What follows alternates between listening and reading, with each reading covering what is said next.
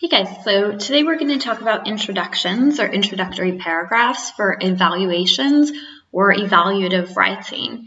And so I'm going to start this lecture by talking about introductions more generally, and then we're going to talk about introductions for evaluation, and then we're going to look at 3 sample introductions from former students who have written on similar prompts. So each of the introductions is from a student who's looked at a talk or a speech and has done an evaluation of it. So they won't be about Majora Carter because I want you to have unique ideas about that, but they will all be sample evaluations from TED Talks or speeches. Okay, let's go ahead and begin. So the first question I'm going to ask is, what is an introduction trying to accomplish, right? Why do we even write introductions? Well, I'd like to emphasize the fact that introductions establish your credibility and your voice, right? It's the first thing readers see. It's where they begin, right? And so if an introduction is sort of illogical or it doesn't make sense or there's a lot of verbal hiccups, that tends to diminish your credibility, right? Or if there's not enough background information in the introduction to understand the topic that you're presenting on, that can hinder your voice, right? It doesn't help to establish your voice. So that's something to think about when writing an introduction, that it should be pretty polished and focused, because it is the first thing readers are going to see. So to the 2 next points, your introduction is also going to build a common ground with your audience, and it sort of walks readers through what they need to know about your topic before we get into the meat and bones of your argument or what you're saying about the topic, right? If I just said, oh, Majora Carter's TED Talk was interesting and fascinating, well, readers wouldn't know what the talk was actually about. They wouldn't know when it was published. They wouldn't really know who Majora Carter is, right? So that would be information I would want to put before my thesis statement, before my body paragraphs in the introduction, right? And then finally, an introduction tends to state your overarching focus or your message or your thesis, right? It tends to let readers know what the main claim or the stand or the position that you're taking in your essay is. Okay, so let's talk about some hook strategies or attention grabbers, they're sometimes called. And just know that I think there's a lot of pressure placed on the attention grabber or the hook, but there's a lot of strategies and tools that you can use to get into your essay. So don't waste too much time thinking about what that first line is going to be, and then not ever get into the meat and bones of your paper, right? So don't let this stress you out. So here are a few strategies. You might start with a fact or statistic, right? So let's say there was a fact about Majora Carter's TED Talk that you wanted to begin with, you could, right?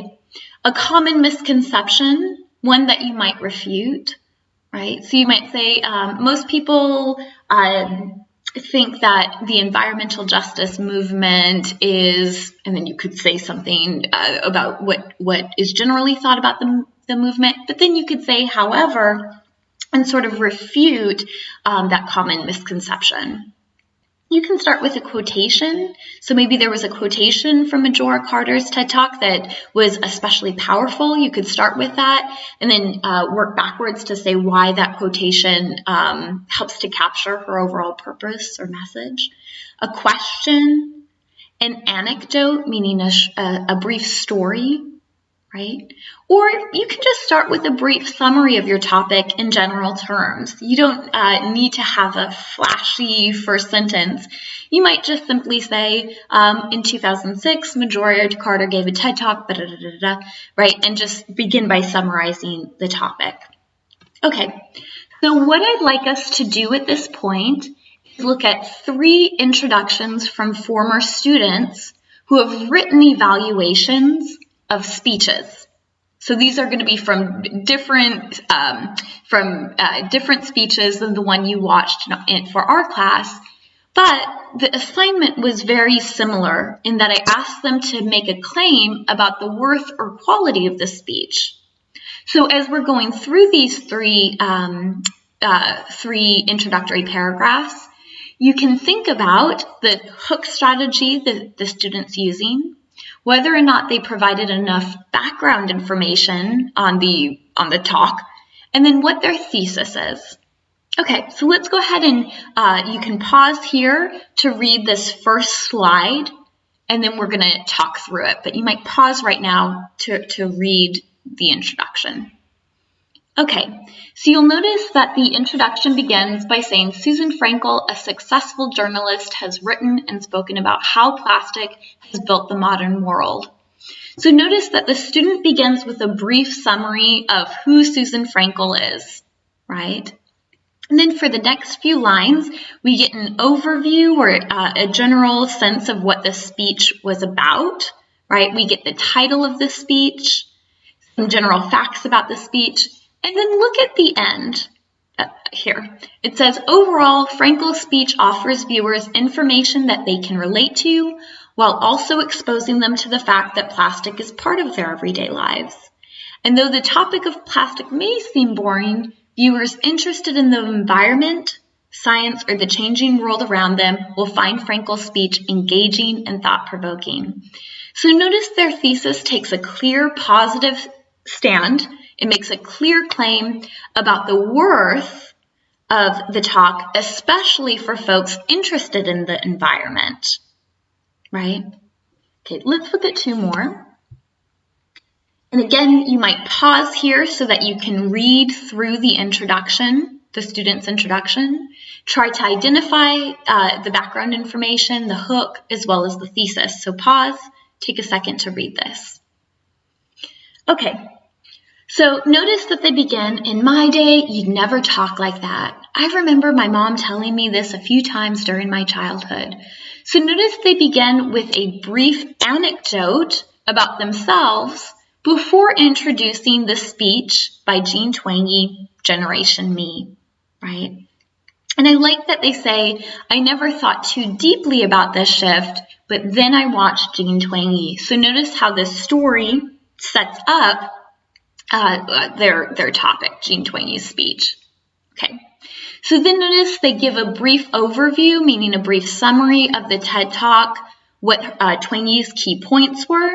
And then again, check out the last sentence. They say, Twenge is bold and entertaining, and though her claims may offend some, her talk forces viewers to think more critically about this new generation of young adults. So again, notice the student takes a clear stand on the quality of the speech. They say it was bold, it was entertaining, and it forces viewers to think, right? Let's check out one more. Again, you can pause the lecture now. That way you can read the introduction, and then we'll discuss it. Okay, so notice that our student begins with a common misconception. Many Americans are fooled into believing that foods with the label low-fat or gluten-free are healthy. However, right? Then they talk about how Michael Pollan exposes the truth behind this. So here's what most people think, but here's what Michael Pollan says about this. Okay, so then they give a bit of background on Michael Pollan's stand and claim about the Western diet. Then again, check out the last sentence. The student writes, Pollan's honesty and cold hard facts are engaging, and for individuals seeking unbiased information about food, Pollan's lecture is well worth watching. Okay, again, notice the student takes a clear stand on the quality of Michael Pollan's talk. They say it's honest, he provides cold hard facts, it's engaging. They name the audience that would be interested in this, individuals seeking unbiased information, and then they explicitly say it's well worth watching. Okay, so as you begin work on your introductions, I hope you return to this video. A few takeaways as you're working on your introduction, just ask yourself, right, what does my reader need to know about this video, about Majora Carter's TED Talk, right? Before I make a claim about it.